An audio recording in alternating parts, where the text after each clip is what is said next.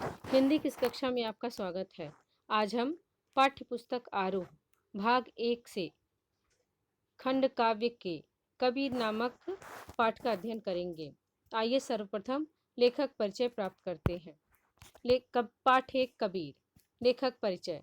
जन्म सन 1398, वाराणसी के पास लहरतारा, उत्तर प्रदेश। प्रमुख रचनाएं बीजक, जिसमें साखी, सबद एवं रामायणी संकलित हैं। मृत्यु सन 1518 में बस्ती के निकट मगहर में। कबीर भक्ति काल की निर्गुण धारा ज्ञानाश्रय शाखा के प्रतिनिधि कवि हैं। वे अपनी बात को साफ एवं दो टूक शब्दों में प्रभावी ढंग से कह देने के हिमायती थे। बन पड़े तो सीधे सीधे, नहीं तो दरेरा देकर। इसीलिए कबीर को हजारी प्रसाद द्विवेदी ने वाणी का डिक्टेटर कहा है। कबीर के जीवन के बारे में अनेक किंवदंतियां प्रचलित हैं। उन्होंने अपने विभिन्न कविताओं में खुद को काशी का जुलाहा कहा है। कबीर के विधिवत साक्षर होने का कोई प्रमाण नहीं मिलता। मसी कागज छुइयो नहीं, कलम गही नहीं हाथ, जैसी कबीर की पंक्तियां भी इसका प्रमाण देती हैं। उन्होंने देशाटन और सत्संग से ज्ञान प्राप्त किया। किताबी ज्ञान के स्थान पर आंखों देखे सत्य और अनुभव को प्रमुखता दी। उनकी रचनाओं में नाथों, सिद्धों और सूफी संतों की बातों का प्रभाव मिलता है। वे कर्म कांड और वेद विचार के विरोधी थे तथा जाति भेद, वर्ण भेद और संप्रदाय भेद के स्थान पर प्रेम, सद्भाव और समानता का समर्थन करते थे। यहाँ प्रस्तुत पहले पद में कबीर ने परमात्मा को सृष्टि के कण-कण में देखा है, ज्योति रूप में स्वीकारा है तथा उसकी व्याप्ति चराचर संसार में दिखाई है। इसी व्याप्ति को अद्वैत सत्ता के रूप में देखते हुए विभिन्न उदाहरणों के द्वारा रचनात्मक अभिव्यक्ति दी है। दूसरे पद में कबीर ने बाह्याडंबरों पर प्रहार किया है। साथ ही यह भी बताया है कि अधिकांश लोग अपने भीतर की ताकत को न पहचान कर अनजाने में अवास्तविक संसार से रिश्ता बना बैठते हैं और वास्तविक संसार से बेखबर रहते हैं।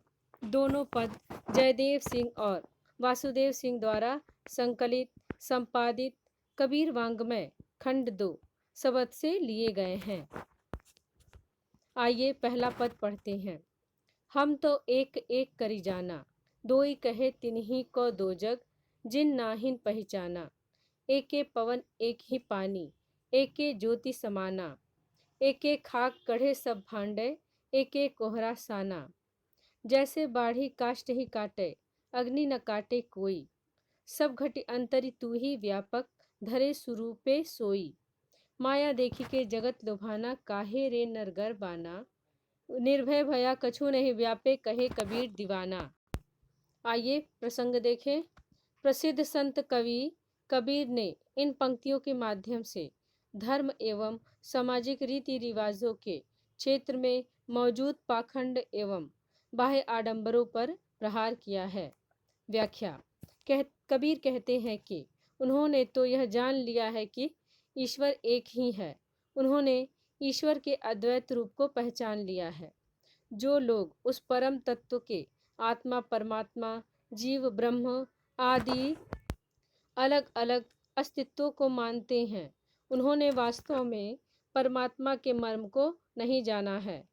ऐसे लोगों के लिए यह संसार नरक के समान है। कबीर ईश्वर की अद्वैतता का प्रमाण देते हुए कहते हैं कि संसार में एक जैसी हवा बहती है, एक जैसा पानी है तथा एक ही ज्योति अर्थात प्राण तत्व सब में समाया हुआ है। वे कहते हैं जिस प्रकार कुम्हार एक ही तरह की मिट्टी से सभी बर्तन बनाता है, चाहे उनका आकार प्रकार भिन्न भिन्न हो, उसी प्रकार ईश्वर ने मनुष्य के शरीर का निर्माण भी एक जैसे तत्वों से ही किया है, भले ही उनके आकार प्रकार या स्वरूप भिन्न भिन्न दिखाई देते हों। कबीर अपने मत की पुष्टि करते हुए कहते हैं कि जिस प्रकार एक बढ़ई लकड़ी को तो काट सकता है, लेकिन उस लकड़ी में निहित अग्नि अर्थात प्राण तत्व को वह नहीं काट सकता, उसी प्रकार परमात्मा के सभी मनुष्यों में समाये होने के कारण आत्मा अमर एवं अकाट्य है। कबीर कहते हैं कि मनुष्य संसार के माया जाल में फंसा हुआ है। वे उसे समझाते हुए कहते हैं कि हे मनुष्य, तू इस झूठी माया पर क्यों अहंकार करता है। तुम्हें किसी बात पर अहंकार नहीं करना चाहिए। यह अहंकार निरर्थक है।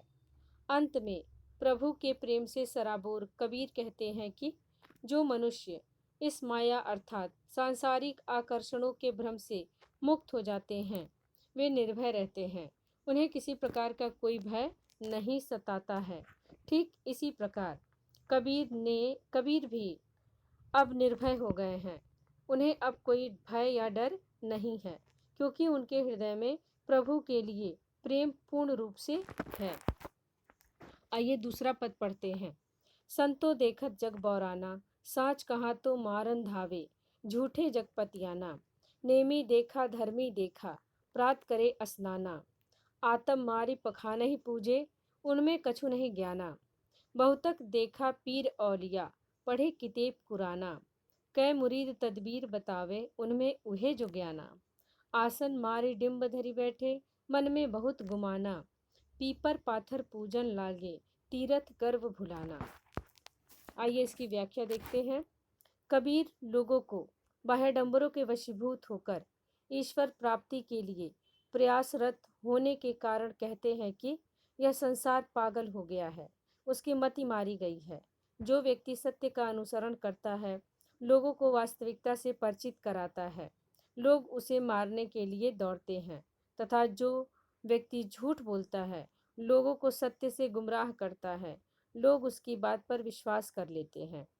कबीर हिंदू धर्म से जुड़े पाखंडी ढोंगियों के बारे में बताते हुए कहते हैं कि ऐसे अनेक लोग हैं जो नियमबद्ध होकर धार्मिक परंपराओं का बड़ी निष्ठा के साथ पालन करते हुए प्रातःकाल उठकर स्नान करते हैं।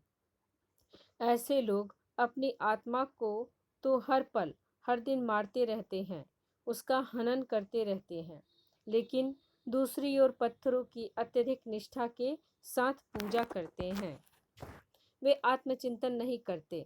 इन्हें अपने ज्ञान पर घमंड है, परंतु वे अज्ञानी हैं। मुसलमानों के विषय में कबीर कहते हैं कि उन्होंने अनेक ऐसे पीर एवं औलिया देखे हैं जो धार्मिक पुस्तक कुरान का नियमित पाठ करते हैं। वे अपने शिष्यों को अल्लाह को पाने के लिए तरह तरह के उपाय बताते हैं, जबकि वे स्वयं अल्लाह के रहस्य को नहीं जानते। कबीर ढोंगियों योगियों पर प्रहार करते हुए कहते हैं कि वे आसन लगाकर अवश्य बैठे हैं, किंतु उनके मन में अहंकार भरा हुआ है। आइए तीसरा पद पढ़ते हैं। टोपी पहिरे माला पहिरे, छाप तिलक अनुमाना। साखी शब्द ही गावत भूले, आतम खबरी न जाना। हिंदू कहे मोहि राम प्यारा, तुर्क कहे रहमाना। आपस में दो लरी लर मुए, मर्म न काहू जाना। घर घर मंत्र देत फिरत हैं, महिमा के अभिमाना। गुरु के सहित सिख सब बूढ़े, अंतकाल पछिताना। कहे कबीर सुनो हो संतो, ये सब भर्म भुलाना। के तिक कहा कहाँ नहीं माने, सहजे सहज समाना। आइए इसकी व्याख्या देखें। कबीर कहते हैं कि लोग पीपल के वृक्षों एवं पत्थरों की पूजा करते हैं, तीर्थों की यात्रा एवं व्रत का पालन करते हैं, लेकिन वे अपने अहंकार में परमात्मा के मर्म को भूल गए हैं। कुछ लोग टोपी पहनते हैं, माला धारण करते हैं, तिलक लगाते हैं और शरीर पर अनेक तरह तरह के निशान बनाते हैं। यह सब अपने ज्ञानी होने का दिखावा करने के लिए करते हैं, जबकि वास्तव में ये सब अज्ञानी हैं, पाखंडी हैं। कबीर कहते हैं कि धार्मिक बाह्याडंबरों को अत्यधिक महत्व देने वाले तथाकथित संत साखी या शब्द अर्थात गुरु के सवचनों को भूल गए हैं। इन्हें न तो ज्ञान स्वयं का ज्ञान है और न ही परमात्मा का। हिंदू एवं मुसलमान आपस में लड़ते झगड़ते हैं। हिंदू राम को अपना प्रिय मानते हैं तो मुसलमान रहीम को। राम और रहीम के नाम पर दोनों अपने अपने ईश्वर को श्रेष्ठ बताते हैं। उस परब्रह्म को जाने बिना दोनों समुदाय के अज्ञानी लोग आपस में लड़ लड़कर मर जाते हैं। ऐसे पाखंडी लोग घर घर जाकर लोगों को ईश्वर प्राप्ति के मंत्र बांटते फिरते हैं, किंतु स्वयं भौतिक सुखों के प्रति लालायित होकर अज्ञान के कारण अहंकार में डूबे रहते हैं। कबीर कहते हैं, ऐसे अभिमानी गुरु अपने अज्ञानी शिष्यों के साथ भवसागर में डूब जाएंगे, लेकिन उन्हें परमात्मा के दर्शन नहीं होंगे। पर ब्रह्म के साक्षात्कार के अभाव में उन्हें सदैव ही पछताना पड़ेगा। ये सब पाखंडी हैं, जो माया के भ्रम में सत्य को भूल गए हैं। इन्हें समझाने का कोई लाभ नहीं है। सत्य तो यही है कि परमात्मा या ईश्वर तो सहज साधना से ही मिल सकता है। सहज स्वाभाविक प्रेम से ही उसमें लीन हुआ जा सकता है, तभी उसका साक्षात्कार करना संभव है। विद्यार्थियों, उम्मीद है कि आपको पाठ समझ में आ गया होगा। धन्यवाद।